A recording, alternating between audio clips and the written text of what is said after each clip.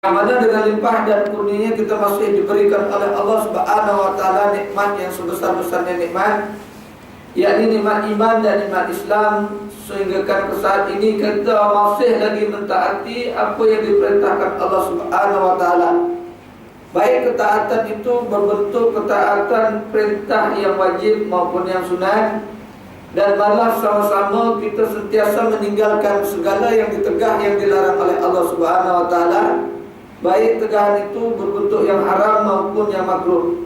Alhamdulillah, yang saya muliakan Tuan Imam, Tuan Pengusi, Tuan Bilal, Tuan Syekh, para ejek seluruh muslimin dan muslimat yang dirahmati Allah sekalian. InsyaAllah tuan-tuan, pada malam ini yang sepatutnya tuan guru tuan-tuan pada malam ini sebagaimana yang Tuan Haji tadi dah umumkan, sepatutnya tuan Ustaz kita pada malam ini, tuan guru kita pada malam ini Ustaz Malik daripada Tapah, ya. Tapi memandangkan dengan keadaan yang tak dapat dia membolehkan hadir untuk sama-sama bersama-sama dengan tuan-tuan, jadi saya sebagai mengisi kekosongan di antara waktu Maghrib dan Isya ini, saya untuk mengisi kekosongannya daripada apa yang telah sepatutnya mereka Ustaz sampaikan. Tetapi mengisi kekosongan pada malam ini, saya yang berada di depan tuan-tuan muslimin dan muslimat yang dirahmati Allah sekalian, nak menyambung kembali di dalam kitab kita 50 tanda-tanda orang munafik, ya. Tuan-tuan boleh ambil kat sana sesuatu. Tak beli tak apa, kita baca dulu. Kat depan tu semua bagi semua. Kita baca saja baca. Tak tahu Ustaz Rahim ada bagi kitab lagi? Tak ada. Boleh ambil semua, bagikan dulu kitab. Boleh bagikan semua, tak beli tak apa. Ada tak apa. Kalau beli pun tu, kalau beli pun kata beli. Ini anak beli. Belian itu saya sumbangkan kepada Ustaz Anwar Muhammad Noh untuk buat pondok di Kelantan. Sepatutnya malam ni anak bawa tabung dia. Bila dia balik kampung, tabung anak pegang. Jadi tak kosong. Bila dia balik kampung, anak yang pusingkan tabung dia. Anak bakkan tabung dia. Kalau malam ni tak buat tabung, kitab ni lah yang harganya kita boleh buat tabung lain. Boleh tabung lain. Harganya RM6 je. Harga beli RM6. Tetapi saya jual disebabkan nak membantu Ustaz Anwar Muhammad Noh, harga RM10. Ustaz, GST ke Ustaz? Kitab pun ada. Kena GST. Dah RM4 untuk menderma tuan-tuan, RM4 untuk menderma. Kita carikan dana untuk Ustaz tuan-tuan, tuan guru tuan-tuan juga yang mengajar di tempat tuan-tuan, tak silap mengajar kita tauhid. Ustaz Anwar Muhammad Noh. Alhamdulillah, bagi ibu sekali Tuan Haji, kitabnya. Jadi sama-sama kita dapat baca. Kalau tak beli saya cakap tak apa. Tapi yang banyak saya jual ke mana-mana untuk cari dana, untuk membantu Ustaz kita. Memang kitab ni lah yang banyak laku. Saya jual ke mana-mana tempat, kitab ni banyak laku. Dan sekali dengan produk yang dia bawa tu memang saya bawa ke mana-mana. InsyaAllah muslimin dan muslimat yang dirahmati Allah sekalian, tanpa membuang masa lagi kita baca sedikit peringatan daripada hadis Nabi SAW tentang amalan kita yang kita akan baca di dalam kitab 50 tanda-tanda orang munafik ini. Yang pertama kita akan bacakan satu hadis daripada Anas radhiyallahu anhu. Ada Nabi sallallahu alaihi wasallam, yasbahul mauta salasa ahluhu wa maluhu amaluhu fayati isnain wa yabqa wahid wa yarji'u ahluhu wa maluhu wa yabqa amaluhu. Ada 3 perkara yang mengantar jenazah ke perkuburan. Nabi kata, ini tuan-tuan dah hafal dah hadis ni. Dah hafal dah. Ustaz-ustaz lain pun dah ngajar dah memang selalu baca dah hadis ni. Dah memang popular hadis ni. Ada 3 perkara yang mengantar jenazah ke perkuburan. Bukan di dalam kitab ni tuan, kitab lain. Sekejap. Nanti saya terangkan sikit. 3 perkara yang mengantar jenazah ke dalam perkuburan apabila seseorang itu mati. Yang pertama dia kata diterangkan di situ. Yang pertama dia kata ahli keluarga. Ahli keluarga macam mana pun dia akan mengiringi jenazah ke perkuburan. Tak kira si mati tadi suami ataupun isteri. Yang kedua dia kata diceritakan di dalam kitab ni. Yang kedua adalah harta benda kita. Harta benda tak ikut Ustaz.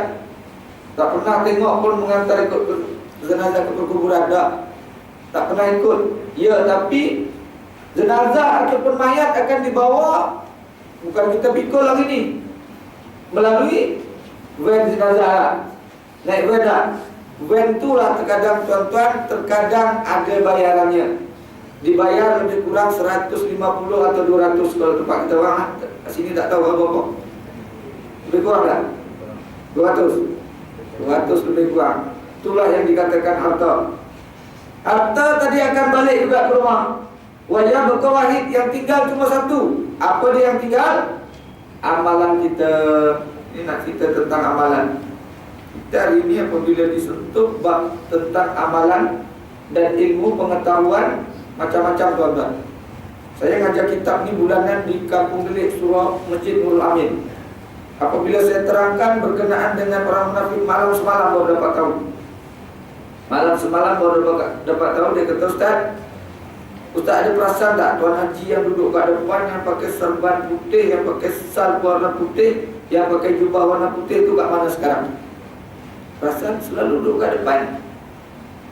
Sekarang ni apabila Ustaz datang, kata dia duduk kat belakang sana tu. Dah duduk kat belakang pula. Sebab apa? Saya kasar sangat ke? Saya keras sangat ke? Kata, rupanya tuan-tuan apabila saya terangkan orang munafik sebagaimana yang kita ceritakan dulu, tanda-tanda orang munafik, zahirnya orang munafik diceritakan di dalam kitab ni, dalam mukadimah tuan-tuan. Di dalam mukadimah kita ceritakan seumpama orang Islam itu sendiri yang menzahirkan dirinya selaku orang Islam tetapi menyembunyikan kekufuran. Apabila saya terangkan orang Islam yang datang ke masjid, yang datang berjemaah, yang duduk di dalam majlis ilmu di depan, terkadang saya sebut, terkadang pegang pen, pegang buku, terkadang dia paling awal datang, terkadang dia banyak memberi sumbangan, kadang dia pun banyak memberi macam-macam bantuan, memberi idea seumpama kepada jemaah surau itu sendiri. Tetapi apabila diseru tentang Islam, itulah sebab tu dia duduk ke belakang. Terus duduk ke belakang. Sebab apa? Dia kata dia terasa. Terasa macam mana? Dia kata apabila dikatakan sedemikian, sebabkan dia memang dia sendiri yang tolak Islam, dia tak mahu Islam. Tapi akhirnya tuan-tuan, malam semalam dibagi tahu, walaupun dia duduk kat belakang kan, sekarang dah tukar orang. Imam bagi tahu. Imam dia siapa? Ustaz Farid. Pernah bagi sini je? Ustaz Farid, memang Tuan Jimat, pejabat agama. Dia kata dah tukar orang. Siapa punya kerja ni? Allah Ta'ala punya kerja. Kita tak boleh nak nafi benda perkara macam ni. Sebab benda ni yang cerita dalam kitab ni, bukan saja nak cakap ni dah.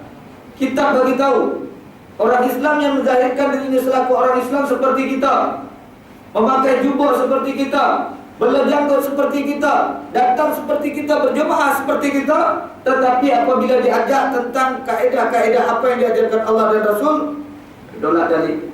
Inilah munafik. Tersebut macam itu tuan-tuan, terasa. Apabila terasa sekarang duduk kat belakang, sebab apa dia kata? Selepas tu dia rasa malu. Malu dengan sabar. Sepatutnya semakin bertambah kita mengaji, semakin bertambah ilmu kita. Dia kata dia malu. Muslimin dan muslimat yang dirahmati Allah sekalian, ini yang berlaku kepada kita. Apa keterangannya tuan-tuan? Sedikit kita bagi keterangan. Inilah kesudahan bagi persahabatan kita kepada tiga-tiga golongan ini. Istri yang kita cintai dan anak-anak yang kita sayangi, dan juga kaum kerabat, maka hanya dapat menghantar kita sampai ke tanah perkuburan dan hanya dapat mengucapkan selamat tinggal. Tengok, istri yang janji sehidup semati. Bang, cinta abang ni pada, cinta ayang ni pada abang sehidup semati. Ya ke sehidup semati ibu? Dan apabila suami mati dulu di kampus, di tanah perkuburan, pernah tengok tak seorang istri sekali turut terjun sama-sama nak di kampus sama-sama. Pernah tengok ibu? Tak pernah ada? Tak pernah. Belum pernah tengok lagi. Tapi kata tadi dia kata cinta dia sehidup semati. Bahkan diterangkan di dalam kitab ini. Walaupun seorang istri yang mengatakan bahwasanya cinta dia bersama suaminya sehidup semati, apabila suami mati, istri turut juga balik ke rumah. Apabila bapa mati, anak pun turut balik ke rumah. Ini diceritakan di dalam kitab. Muslimin dan muslimat yang dirahmati Allah sekalian, tiada seorang pun yang bersedia untuk menjadi teman kita di kesunyian kubur. Mereka akan pulang, mereka akan kembali setelah menimbuni tanah ke atas liang kubur. Begitu pula harta yang kita kumpulkan dengan membanting tulang dan memeras keringat. Memeras keringat ini maknanya bertungkus lumus, banyak mengeluarkan peluh, tuan-tuan. Keringat dikatakan.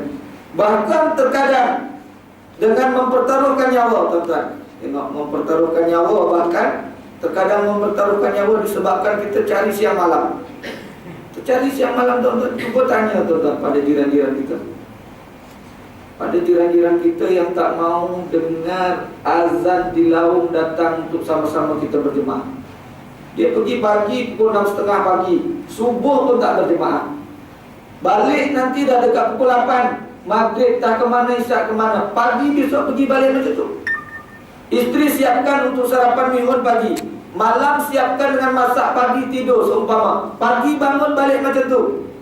Lusa juga macam tu. Tanya pada dia tu, nak ke mana hidup ni? Cuba nak ke mana hidup mereka ni? Yang kita hari ini dilabelkan itu orang surau, itu orang assalamualaikum. Mana boleh sama dengan kita? Orang assalamualaikum, kita ni kata itu orang surau, tak boleh sama dengan kita. Cuba tanya pada mereka ni apabila kita baca kitab yang sedemikian. Nak ke mana hidupnya? Ke mana kesudahannya? Nak ke mana kesudahannya? Sedangkan harta dan anak pianak yang kita cari tadi tidak berguna di depan Allah Subhanahu wa taala, melainkan yang kita hadapkan oleh Allah Subhanahu wa taala besok, yauma la yanfa'u malun wala banun illa man atallaha biqalbin salim. Tidak ada bergunanya harta benda dan anak pianak, melainkan manusia itu, orang itu menghadap dengan Allah Subhanahu wa taala membawa hati yang suci. Hati yang suci macam mana ni, tuan-tuan? Besok ke tadi, tuan-tuan, yang muakkad kita puasa? Besok ke tadi? Dua-dua lah. Yang memang seharusnya kita buat bermula daripada satu Zulhijjah kan? Dan kita tak buat dulu. Buat selang-selang, alhamdulillah. Ya, bermula 1 Zulhijjah. Hari ini, tuan-tuan, apabila kita teguh perkara sedemikian, tuan-tuan, berkenaan dengan majlis ilmu. Ini dia, berkenaan dengan majlis ilmu kita teguh sedemikian. Ada dalil ke Ustaz? Puasa bermula 1 Zulhijjah ada dalil tak? Kalau tak ada dalil, Ustaz, jangan cuba-cuba buat penekanan nak suruh orang puasa seumpama. Dah pula dah. Tanya ada dalil tak ada dalil. Allahu Akbar. Suruh datang dengan kuliah tak mau. Tak mau.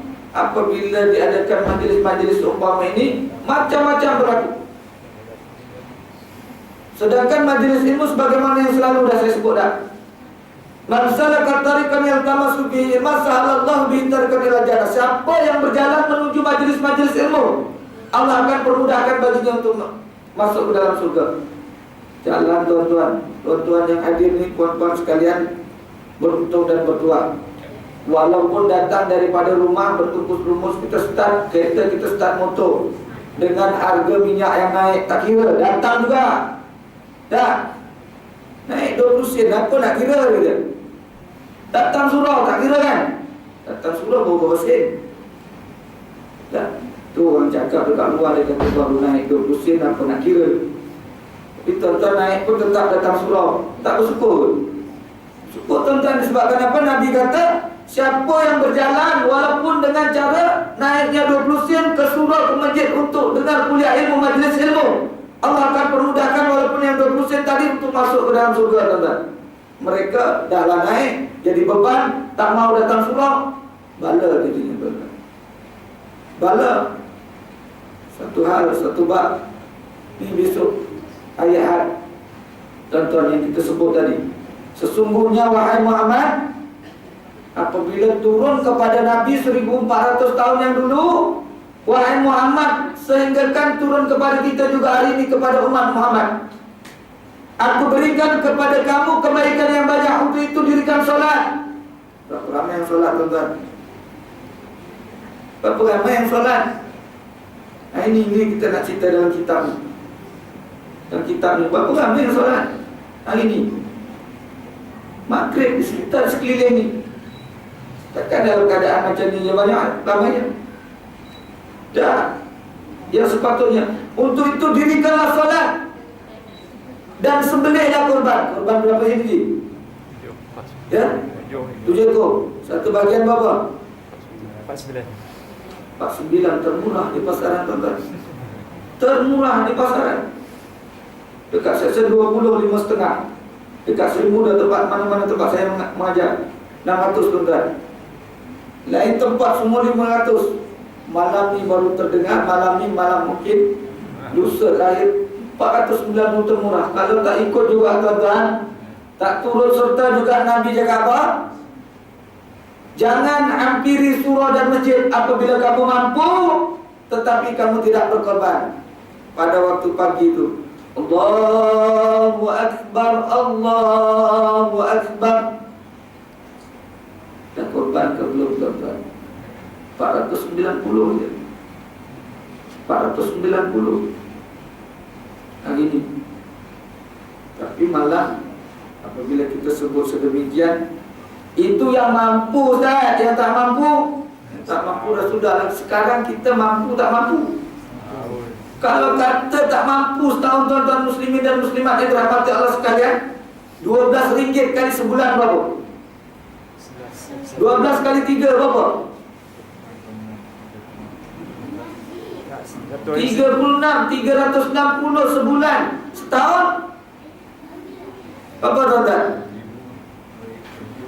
Setahun berapa 360 sebulan? Takkan tak boleh. Takkan tak boleh.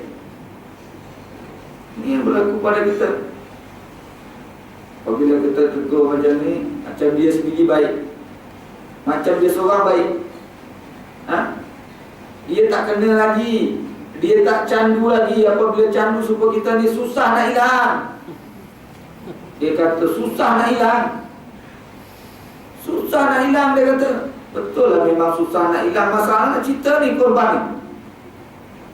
Dirikan sembahyang dan sembelihlah kurban. Suruh sembelih kurban kalau yang mampu. Tak boleh tak mampu macam mana? Tak mampu macam mana sebulan 300 lebih. Belum lagi piring yang kat atas tu nak kena bayar tiap-tiap hari. Estro. Tak, tu nak kena bayar tiap-tiap hari, tiap-tiap bulan. Itu wajib kena bayar. Kalau mana tak ada tuan-tuan tanya, tak ada, saya tak pakai estro. TV pun jarang saya bagi tengok. Saya sendiri berbulan-bulan tak pernah tengok Tak pernah tengok. Pagi nak tengok, tanya Ustaz, pagi tadi Ustaz Alim Din memang tak sempat. 3 hari tuan-tuan ibu-ibu ya, Ustaz Alim Din Semalam Ustaz Arianto memang tak sempat dengar daripada cerita orang rumah ni. Orang rumah tengok, cerita tanya Ustaz, memang tak tengok ni. Estro memang tak ada. Tapi nak ceritanya ni, korban tak buat. Nabi kata, jangan hampiri masjid dan surau apabila kamu tak dirikan, tak laksanakan korban, ibadat korban. Jangan hampiri. Waktu itu larangan keras. Kalau kita tak ngaji, tak jumpa benda macam ni tuan-tuan. Yang korban yang banyak tu, yang banyak dia bagi kadang seekor. Surau 12 tuan-tuan. Surau 12, negeri 16, kambing 4, 11 surau lagi dekat je. Dalam lebih kurang 100 meter ada 3 ekor juga. Meriahnya tuan-tuan, orang nak bagi makanan hari ini. Muslimin dan muslimat yang dirahmati Allah sekalian. Oleh kerana itu, perbanyakkanlah berbuat kebajikan, tingkatkanlah ketakwaan, buatlah bekalan akhirat sedaya upaya yang ada yang rajin bersedekah dan suka menderma untuk membuat bekalan bagi perjalanan negeri akhirat yang sangat luas. Muslimin dan muslimat yang dirahmati Allah sekalian, teguran ulama ini memberi penekanan kepada kita supaya kita memperbanyakkan amalan kebajikan. Ini yang kita beramal. Kita beramal dengan amalan kebajikan sebagaimana amalan kita pada hari ini menepati syarat atau tidak, mengikut syariat atau tidak. Sebagaimana tuan-tuan dah baca dah, terus sambung tak Ustaz Rahim Nasri baca kitab ni tuan Najib? Terus sambung tak? Terus baca ni tak? Ya, muslimin dan muslimat yang dirahmati Allah sekalian. Dulu bahagian yang pertama dulu saya dah baca lah. Malam ni bahagian yang kedua, di muka surat yang ke-8. Ya, muka surat yang ke-8 bahagian yang kedua. Yang tuan-tuan dan puan-puan sekalian, kalau nak baca mukadimah tu baca sendiri nanti, semua dah ada dekat dalam tu. Ya, semua ada dekat dalam tu mukadimah, sebagaimana yang saya dah terangkan yang telah lalu. Malam ini masuk bahagian yang kedua. Yang kedua, lupa kepada Allah Subhanahu wa taala.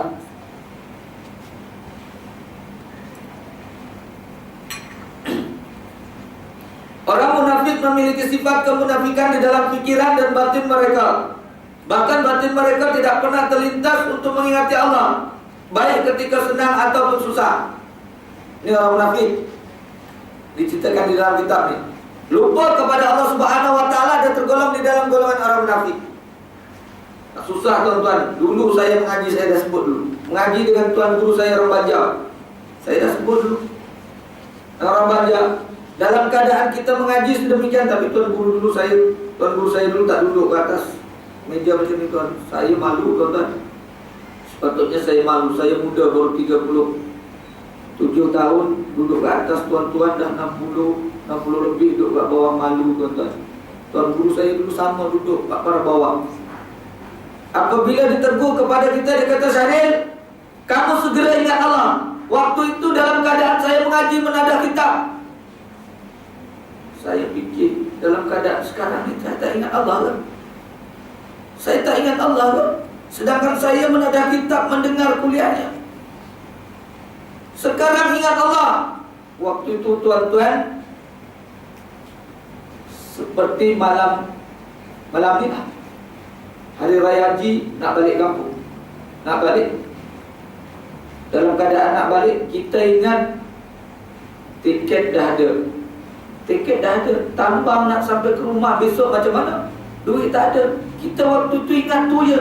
Dalam keadaan mengaji. Tuan guru dah tegur, dia kata suruh segera ingat Allah, jangan lupa. Allahu Akbar. Maknanya walaupun dalam keadaan kita duduk di dalam majlis ilmu, kalau kita lupa kepada Allah, Ustaz, mana boleh sekali dapat Ustaz. Nak ingat Allah dengan nak dengar kuliah ilmu, mana boleh sekali dapat. Nak kena satu-satu lah. Pula dah. Nak kena satu-satu lah. Dalam keadaan kita duduk di dalam majlis ilmu, tuan guru saya kata, kalau hati kita tak ingat dengan apa yang kita mengingati Allah, seumpama sebutan Allah, Allah, walaupun dipusing banyak kali, ustaz mengajar dipusing banyak kali, khatam satu kitab, khatam ke satu kitab, tak dapat apa tuan-tuan. Tak boleh nak lekat. Tuan guru saya cakap, tak boleh nak lekat, tak boleh nak ingat. Yang sepatutnya kalau ustaz lain tak datang macam ni, macam malam ni, ustaz Malik tak dapat datang, yang selalu dah mendengar, sepatutnya dah boleh mengajar. Sepatutnya contoh, tapi bukan orang tempat tuan-tuan ya. Orang gaji baru je juga. Yang sepatutnya, disebabkan apa dia kata? Kita banyak lupa Allah. Lupa Allah, yang mengakibatkan ilmu yang sepatutnya kita mudah untuk kita perolehi, tetapi pada saat itu walaupun banyak kali diulang dah kitab, khatam kitab banyak kali, tetap macam tu juga. Tuan guru kata, itu segera ingat Allah, dia kata. Ingat Allah. Tak kira waktu di mana juga. Waktu keluar nanti ingat Allah. Tak bawa batu tasbih tak apa. Tekan ni anak jari ni, tekan anak jari. Tekan anak jari, insyaAllah lazimkan biasa tekan anak jari. Beramal dengan cara Sebagaimana kita untuk suci dalam hati kita supaya ilmu mudah dapat. Macam inilah tuan-tuan, macam kita tengok kapal terbang ni, kapal terbang. Kapal terbang tu nak mendarat, nak kena tempat landing dia, tempat yang lapang tak? Tempat dia yang lapang, tempat dia yang luas. Kalau tempat dia tak luas, tempat dia tak lapang, belum sampai ke waktu ke satu tempat dia nak mendarat, dia tak akan boleh mendarat. Kalau tak ada tempat yang lapang. Macam tu juga tuan-tuan, hati kita nak duduk ilmu, nak kena lapang dada, lapang hati kita, baru ilmu mudah diperolehi. Mudah diperolehi tuan-tuan. Ilmu hari ini nak kena ikhlas. Juga sama juga dengan cara kita jangan lepas wudu. Wudu jangan lepas. Kalau kita nak dapat, nak mudah dapat ilmu. Tuan guru saya cakap, orang Banjar tadi, dia kata, walaupun berbanyak kali habis khatam kitab, dia kata, kamu takkan boleh mengajar, kamu takkan boleh membimbing, kamu takkan boleh menyampaikan balighu ani walau ayat, walaupun satu ayat, disebabkan kamu banyak lupa Allah. Dia buat penegasan kepada saya tuan-tuan, kepada murid-murid dia semua sekali. Sebab diperingatkan dengan cara kita duduk dalam majlis ilmu tuan-tuan, beruntung dan bertuah. Nanti saya nak cerita sedikit tentang ilmu yang ni tuan-tuan. Tak tahu tuan-tuan dah ada pernah belajar ke dah ni? Dalam surah Yasin juga semua. Pernah dengar tak Batamim? Pernah dengar tak? Ni tuan guru kita ni, Ustaz Abdul Kasim, dia belajar ni juga. Tuan guru kita tak? Ustaz Abdul Kasim dia belajar ni. Ustaz Dasuki pun belajar ni. Kalau tuan-tuan nak belajar, ikut saya. Ikut saya boleh. Itu benteng pertahanan Islam, benteng pertahanan umat Islam itu sendiri. Bukan tak syar'i. Jabatan semua luluskan. Mana tak tuan-tuan ibu-ibu? Cuba ibu-ibu contoh sumpah, kita tak nak, kita tak mau benda ini berlaku. Contoh kita terlihat, kita tertengok seorang ibu yang membawa beg pergi berjalan ke pasar malam ataupun pasar pagi. Tiba-tiba diragut oleh seorang peragut. Apabila kita ada belajar ilmu ni, ilmu yang sedemikian ni, walaupun peragut tadi pergi lari naik motor, selagi kita nampak tuan-tuan, kita boleh tarik balik dia. Tanda ke? Mesti dapat peragut tu, insya-Allah, dengan izin Allah Ta'ala. Kita dah buat testimoni ni tuan-tuan. Tuan guru kita dah buat testimoni dah. Belajar benda ni, itu ilmu ni. Tuan guru kita dah masuk sekali ni. Dah ambil sanad dah. Takkah kita beruntung kalau orang Islam kita ada pertahanan benteng yang sedemikian? Tuan-tuan, seumpama yang sedemikian, dirakut walaupun dia lari jauh naik motor. Polis masuk tuan-tuan, 12 orang polis, anggota polis.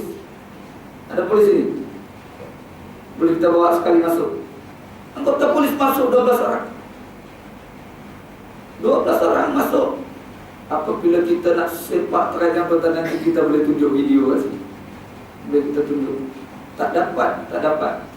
Dengan beramal je, amalan kita yang dah kita amalkan setiap hari wirid kita dalam sembahyang. Tapi disebabkan kita tak ambil sanad pada tuan guru, tak dapat apa. Besok tanya tuan guru, Ustaz Udin, Ustaz ada belajar Batamim tak? Ya kan? Dia dah ambil dah. Ni Batamim. Batamim. InsyaAllah peragut tuan-tuan boleh kita selamatkan yang kena. Seumpama sedemikian, apatah lagi kalau kita tengok umat Islam dizalimi, contoh dipukul, hancur, contohnya pada orang yang bukan Islam ataupun orang Islam itu sendiri. Apabila kita bersedia nak menolongnya tuan-tuan, kita sebut berhenti, cukup kita sebut berhenti. Tapi nak kenal amat, surah Yasin dah 50 tahun lebih kita baca, tapi kita tak pernah amal. Ada surah di dalam surah Yasin, satu ayat saja yang kita membolehkan kita apabila kita cakap berhenti dengan musuh tadi, langsung berhenti, langsung tak buat lagi aniaya, langsung tak buat tuan-tuan. Surah Yasin, surah yang ke-36, ayat yang ke-29. Apa bunyinya Tuan Haji? Kita dah baca dah 50 tahun lebih dah beramal setiap malam Jumaat baca Yasin. Dah, ibu-ibu. Kita amal tambahan untuk wirid ya, wirid selepas solat ni. Kita amalkan pada waktu pagi sekali, waktu petang sekali. Surah Yasin tadi kita baca 11 kali ya. 11 kali. Itu sebab dulu pernah cerita dulu. Ada satu teko dulu di masa tahun berapa berlaku berapa 5 Mei ke 31 Mei? Ya? Ya? 13 Mei. Ada seorang teko, dia kata, bukan teko, Pak Haji. Apabila berlaku sedemikian, Cina sendiri dia kata turut lari dan berhenti. Lari dan berhenti melakukan perkara apa yang ni ulama-ulama ni susun ni kitab ni tuan-tuan. Dengan kita berada di dalam majlis ilmu ni, kalau boleh tuan-tuan boleh belajar. Benteng pertahanan Islam. Kadang kita pergi ke mana-mana tuan-tuan naik motor seumpama, kan? Memanglah betul dah kita ni, kita berserah diri mutlak, memang dah berserah untuk Allah Subhanahu Wa Taala. Hanya Allah yang melindungi. Tapi apabila kita ada amalan yang sedemikian, lagi kukuh tuan-tuan. Apa ayatnya Tuan Haji? Ingkana ilah sayhatan wahidatan fa izahum qamidun. 11 kali je. Sekali baca satu hari nak kena baca 44 kali. InsyaAllah tuan-tuan. Tapi nak kena amal, nak kena ambil sangat pada tuan guru Ustaz Mas Rizi, tuan gurunya, dan Roslan Muhammad Isa. 2 kali sebulan tuan-tuan. 2 kali sebulan untuk khusus di Taman Bunga Negara Seksyen 27. Tanya Ustaz, tuan guru kita besok, Ustaz Uga. Dia pergi ke Bukit sendiri, ke Bukit Jelutung. Dia pergi ke sana. Ini nak cerita tentang ilmu ni. Ilmu yang kita pelajari tadi hendaklah sekurang-kurangnya, sebagaimana dia kata orang munafik memiliki sifat kemunafikan di dalam pikiran dan batin mereka, tidak pernah terlintas untuk mengingat Allah ketika senang ataupun susah. Walaupun dalam keadaan kita senang, kita lupa Allah. Terkadang dalam keadaan susah ada yang ingat Allah. Terkadang-kadang dalam keadaan susah langsung pun tak ingat Allah ada. Langsung tak ingat Allah. Ini orang munafik, kita kan di dalam Al-Quran. Allah Subhanahu Wa Taala berfirman yang bermaksud mereka itulah dikuasai oleh setan, lalu lupa mengingati Allah. Mereka itulah golongan pengikut setan. Ingatlah bahawa pengikut setan itu adalah orang yang rugi. Tengok tuan-tuan, ikut setan, ikut jejak langkah setan hari ini, kita adalah orang yang rugi. Tetapi apabila kita orang yang berilmu pengetahuan, kita duduk di dalam majlis ilmu, kita tahu beza mana yang baik, mana yang buruk, mana yang halal, mana yang haram, mana yang bertentangan ataupun mana yang syar'i. Boleh bezakan tuan-tuan dengan adanya kuliah-kuliah seumpama ini, yang setiap pagi subuh ada, tuan-tuan, maghrib ada, tak kira datangnya dari mana-mana.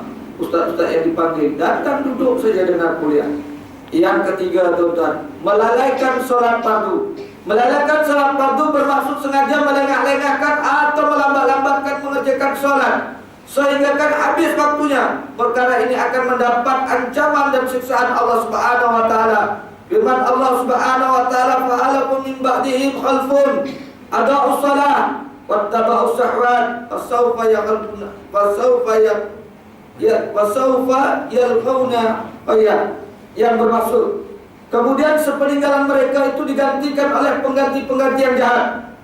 Mereka itu mensia-siakan solat dan mengikut hawa nafsunya, sebab itu mereka menemui kejahatan. Digantikan dengan pengganti-pengganti yang jahat tuan-tuan. Tengok tuan-tuan, berlaku pada 26 Desember tahun 2004 di Aceh. Apa dia? Tsunami dah.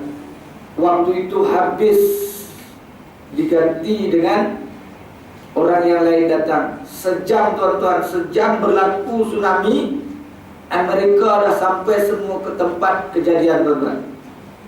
Saya 8 hari selepas tsunami, saya dah berada di Aceh. 8 hari selepas tsunami, kita tengok mayat bergelimpangan. Laki perempuan yang masih memakai gelang rantai emas besar-besar tuan-tuan. Waktu itu apa gunanya gelang rantai emas besar-besar dulu? Pada waktu itu dah tak guna lagi. Dah tak guna lagi. Waktu itu digantikan dengan pengganti-pengganti yang jahat. Yang pada waktu itu walaupun dalam keadaan yang dikatakan Aceh serambi Mekah, tapi dalam keadaan dia ingkarnya kepada Allah Subhanahu Wa Taala sehingga kan tentera daripada Jakarta, daripada Siliwangi menghancurkan rakyat di Aceh. Tak kira dia bersalah atau tidak, janji suruh ikut sokong dia, jangan lawan dia. Pada waktu itu tuan-tuan, ini kisah benar yang berlaku di Aceh. Suruh ikut dia, jangan lawan dia. Walaupun yang mesti kita ikuti tadi menyalahi daripada undang-undang Al-Quran dan Hadis, suruh ikut dia juga, suruh ikut kehendak dia. Tapi mereka disebabkan mengaji, mereka taat kepada Allah Subhanahu Wa Taala, tak akan ikut. Setiap pagi tuan-tuan, waktu kita belajar kat sana tuan-tuan, mayat dan leher ni semua terpisah daripada badan. Leher kat sebelah, badan kat sebelah. Leher kat sebelah, badan kat sebelah. Disebabkan apa? Tadi tuan, peninggalannya akan digantikan dengan pengganti-pengganti yang jahat. Maksudnya, walaupun pada saat itu tuan-tuan ada alim ulama. Kenapa tak ada alim ulama? Ada. Kenapa ada masjid yang dikatakan Masjid Baitur Rahman itu? Di sebelah saja tuan-tuan, kapal tergantung di atas tu, tersadai di atas, disebabkan dihujud dengan ombak yang tinggi sehingga kan kapal yang besar tersadai di atas. Bawah ni masjid ya. Kenapa masjid sikit pun tak dimasuki air tuan-tuan? Tak masuk air. Pada waktu itu kita saksikan sendiri 8 hari berlaku tsunami, saya sampai sana tuan-tuan. Ini nak cerita sepeninggalan, sepenggantian orang-orang yang meninggalkan solat, yang mensia-siakan solat ini akan digantikan dengan pengganti-pengganti yang jahat. Oh, dia baik Ustaz. Orang tu baik. Setiap habis Ramadan aja, dia lah orang yang bagikan plekat, gula, Milo. Dia lah yang bagi duit kita untuk raya. Dia lah yang banyak buat sumbangan. Ni jalan-jalan ni kat tepi jalan raya ni, semua jalan lorong-lorong masuk ke dalam ni. Kalau tak ada dia ni, tak masuk tak ni. Contoh macam tu. Dia baik. Tapi kita tengok dah, kita lihat dah, dia ni sembahyang dia macam mana. Walaupun dia kata baik, dia bagi bantuan, dia bagi derma, dia banyak berikan tumpuan kepada masyarakat, tapi dia kata dia baik. Tapi solat dia macam mana? Laungan hayat al-solah ni, dah hayat al-solah ni, dia tak hadir, dia tak pernah datang, dia tak pernah ambil tahu. Allah kata orang inilah orang jahat. Orang jahat. Ni Allah kata ni. Surah apa ni tuan-tuan? Surah apa tuan-tuan? Surah Maryam. Surah Maryam. Itu surah Maryam tak? Surah Maryam surah yang keberapa tuan-tuan? Surah Maryam surah yang ke-19, ayat yang ke-39. 59. Tak nampak dah tuan. Umur baru 30 lebih, mata dah tak nampak. Ya. Tuan-tuan yang dah 60 lebih masih steady lagi, nak menunjukkan bahawasanya mati itu dah dekat, dah hampir dah. Mati dah hampir dah. Sebagaimana yang Imam Ghazali bagi tahu kan, pada kita juga ada sedia selalu mendengar kan apa yang dikatakan Imam Ghazali, kata sebagai panduan hidup kepada kita. Ditanya kepada murid-murid dia, mungkin saya dah pernah sebut kat sini sebagai ulangan, wahai murid-muridku sekalian, dia kata, benda apa yang paling hampir dengan kita? Jawab murid-muridnya, dia kata yang paling hampir dan dekat dengan kita, dia kata ibu bapa. Betul jawapan kamu ibu bapa, tapi yang lebih betul dan tepat benar mati. Sebab mati ni dah dekat tuan-tuan. 30 lebih saya baru tuan-tuan, baru 38, 18 bulan 8 semalam 38. dah tak nampak baca. Tengok haji, tengok ayat yang ke-59 pun dah tak nampak. Teropong. Nak kena pakai teropong ada bawa. Tapi kadang ego juga tak nak pakai. Inilah manusia. Itu yang diceritakan oleh Imam Ghazali. Mati yang paling dekat. Ditanya lagi kepada Imam Ghazali untuk jadikan panduan hidup. Benda apakah yang paling jauh? Ditanya kepada murid-murid dia. Ditanya kepada murid dia, benda apakah yang paling jauh? Murid dia tanya, jawab. Dia kata, yang paling jauh dengan kita ialah bulan dan bintang. Benar, betul jawapan kamu. Tapi yang lebih tepat, betul dan benar, masa yang dah berlalu. Tak dapat lagi hari ini. Kalau tak ikut kurban tahun ni, kurban tahun depan tak dapat kurban tahun lagi. Betul kan? Tak ikut kurban tahun ni, tahun depan tak dapat lagi untuk tahun ni. Ni ada peluang lagi. Ada peluang lagi untuk kita berkorban. Dan kalau susah sangat, dah cukup Ustaz, dah tak ada lagi. Kalau kita nak bayar pun cuma berapa bahagian dia, 3 bahagian. Surah Masjid dah tak terima. Ustaz Idris Ahmad bagi akaun nombor daripada mana? Perak. Dan bagi akaun nombor, hantarlah dia. Dia pernah datang sini tadi. Idris Ahmad bagi kat dia, dia bagi akaun nombor. Tak salah, bagi. Masih ada lagi peluang untuk korban. Muslimin dan muslimat yang dirahmati Allah sekalian. Ini nak cerita bahwasanya orang yang jahat yang Allah Ta'ala kata, orang yang meninggalkan sembahyang, lalai leka daripada sembahyang, tinggal waktu-waktu sembahyang yang dah ditentukan. Inna salata kanat alal mu'minina kitaban mawquta. An-Nisa surah yang keempat ayat yang ke-103. Dekat jam mana ada? Dekat jam mana ada? Sesungguhnya waktu solat untuk orang beriman itu waktunya saja. Dah ditentukan waktunya oleh Allah Subhanahu Wa Taala hanya untuk orang yang beriman. Kalau orang yang tak beriman itu sebab asar, tuan-tuan, ada dekat pukul 7 baru asar. Itu namanya tak beriman dengan waktu. Kalau kita beriman dengan waktu, ayat solat mesti ada di surah Masjid. Beriman dengan waktu itu dah memang ditentukan oleh Allah Subhanahu Wa Taala tu di dalam Al-Quran tu, surah An-Nisa. Dan dijelaskan kita hari ini solat, tuan-tuan.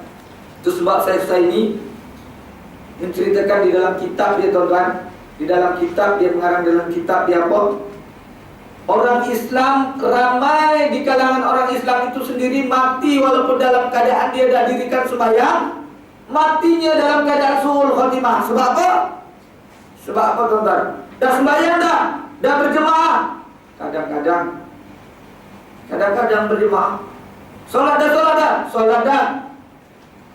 Saya solat tadi di belakang imam masjid negeri, Syekh Karim contoh. Tadi asar, tapi maghrib dengan isya. Di mana solat kita? Di mana? Dari pasar malam tak lagi berjemaah. Tandanya saya ini ceritakan di dalam kitab, dia kata, walaupun kamu mendirikan sembahyang, walaupun kamu taat mendirikan sembahyang, tapi mati disudahi dengan kematian yang tidak baik. Disebabkan apa? Meremehkan solat berjemaah. Tuan-tuan, solat berjemaah. Betapa pentingnya ibu-ibu, tolong gerak anak kita. Tolong bangunkan anak kita, tolong kejutkan anak kita supaya terbiasa, supaya jadi biasa. Lama-lama jadi akhlak, apabila jadi akhlak, jadi ibadat, apabila jadi ibadat, langsung dia apabila dia ada ilmu jadi syariat. Sebagaimana yang kita buat pada hari ini, melengah-lengahkan solat berjemaah, kita mati disudahi dengan keadaan su'ul khatimah. Belum tentu dia kata walaupun kita sembahyang dah dengar kuliah, tetapi masih lagi melengah-lengahkan solat berjemaah, matinya disudahi dengan su'ul khatimah. Walhamdulillah. Ulama bagi tahu, ibu tolong sedikit beri tumpuan kepada anak-anak kita. Bangunkan dia, kejutkan dia. untuk sholat berjemaah. Jangan biarkan dia di depan komputer, di depan Facebook seumpamanya. Tuan, ini pengajaran kepada kita semua. Ini yang berlaku 2 bulan lepas, tuan-tuan. Waktu itu 31 Ogos, 2 bulan lepas dah. Dah 2 bulan dah. Saya dijemput khutbah jemaat ke satu tempat, tuan-tuan. Apabila dijemput khutbah satu tempat, diberikan kepada saya teks. Dan apabila diberikan teks, saya bawa juga naik ke atas. Sampai ke atas, lain tajuk saya bawa, tuan-tuan. Lain tajuk. Waktu itu sepatutnya menghayati kemerdekaan. Ada tak? Ada tak? Waktu nak merdeka tu. Sampai ke atas, tuan-tuan, saya buat tajuk lain berkenaan dengan ibu bapa yang mendidik anak tidak cara apa yang dikehendaki oleh Islam itu sendiri. Bapa walaupun lekuk dahinya warna hitam, ibu walaupun memakai pakaian tudung yang mahal-mahal, contoh ibu-ibu ya, pakai tudung Farida hari ini 700, 800, contoh pergi suruh ke masjid. Nah, buat apa tu ibu pakai yang lawa-lawa ni? Biar nampak lawa. Ni pakai tudung Farida ni 700, contoh ibu ya. Tapi bukan ibu-ibu kat sini, ibu-ibu kat di bawah ni. Ya, contoh. Apabila berlaku sedemikian disoal oleh Allah Subhanahu Wa Taala, cerita di dalam Al-Quran, cerita di dalam Al-Quran. Seorang bapa yang taat kepada Allah Subhanahu Wa Taala, ngajinya cukup, ibadatnya cukup, puasanya cukup, hajinya sudah mabrur, solatnya dah jaga, majlis taklim dah jaga, baca Qurannya dah jaga. Apabila mati dia diadili oleh Allah Subhanahu Wa Taala, saya sebut di dalam khutbah, mengikut amalan dia dimasukkan ke dalam surga oleh Allah Subhanahu Wa Taala. Dimasukkan ke dalam surga oleh Allah Subhanahu Wa Taala. Giliran anak, ini tuan-tuan, giliran anak kita, tuan-tuan. Saya sebut di dalam khutbah, tuan-tuan, yang saya nak sebut ni giliran anak kita. Di mana anak-anak kita? Di mana anak-anak kita? Sedangkan Nabi kullu mauludin illa yuladu ba'abawahu yuhawadanihi aw majusinihi al-nasranihi. Setiap anak yang lahir itu adalah fitrah. Sama ada dia nak jadi majusi, Nasrani, ibu bapa yang mendidik. Kita lega hari ini, tuan-tuan. Ibu bapa dah duduk, tapi bukan tuan-tuan ya, kat tempat lain, duduk masjid dan surau. Di mana anak kita? Jangan disebabkan anak-anak kita terhalang nak masuk ke dalam surga Allah Subhanahu Wa Taala, saya sebut. Disebabkan anak-anak. Seorang bapa tadi apabila diadili akan dimasukkan ke dalam surga. Giliran anak dia, giliran anak dia dipanggil, nak dimasukkan ke dalam neraka. Tunggu dulu wahai Allah, saya ada seorang bapa. Mana bapa kamu? Ditanya oleh Allah Subhanahu Wa Taala. Itu yang baru masuk ke dalam surga tadi itu bapa saya. Dipanggil balik, tuan-tuan. Dipanggil balik seorang bapa. Kita dalam Quran, tuan-tuan, bukan dalam surah-surah ya. Dipanggil seorang bapa, wahai si fulan bin si fulan, ini benarkah anak kamu? Wahai Allah, benar anak saya. Tidakkah anak ini amanah Tuhan? Siapa yang mensia-siakan amanah adalah berdosa. Setiap berdosa adalah tempatnya neraka. Kenapa pada waktu kamu mengaji anak kamu biarkan? Waktu kamu mengaji anak kamu menunggang anak kamu biarkan. Waktu kamu mengaji anak kamu berzina kamu biarkan. Waktu kamu mengaji anak kamu tak sembahyang kamu biarkan, kamu tak tegur. Allah Ta'ala kata, kita kan hari ini buat teguran macam mana, tuan-tuan? Kalau bak sembahyang ni, dan kalau bak sembahyang. Tapi kalau tak lulus periksa ni, PSR ni, Alung agak-agak dapat berapa tu? Dapat 5A tak Alung? Contoh, ayah mau dapat 5A. Kalau tak dapat 5A, tengok apa yang nak buat. Garang, tuan-tuan. Tapi bak solat kita balik nanti, balik sampai rumah, kita tanya pada anak kita, Alung dah solat belum? Lembut dia. Dan Buat dulu, solat dulu. Lembut aja bak solat. Lembut. Bak nak dapat 5 hari tadi, siap hentam meja tuan-tuan ibu-ibu. Ini yang berlaku pada kita. Inilah dia orang yang meninggalkan solat. Apa tuan ini? Ya. Ini orang yang meninggalkan solat. Giliran anak dia tuan-tuan ditanya kepada Allah Subhanahu Wa Taala, kenapa kamu biarkan anak ini? Sekarang kamu dan anak-anak kamu sekali kamu tak dapat masuk surga, kamu sekali duduk masuk ke dalam neraka. Allahu Akbar. Terhalang kita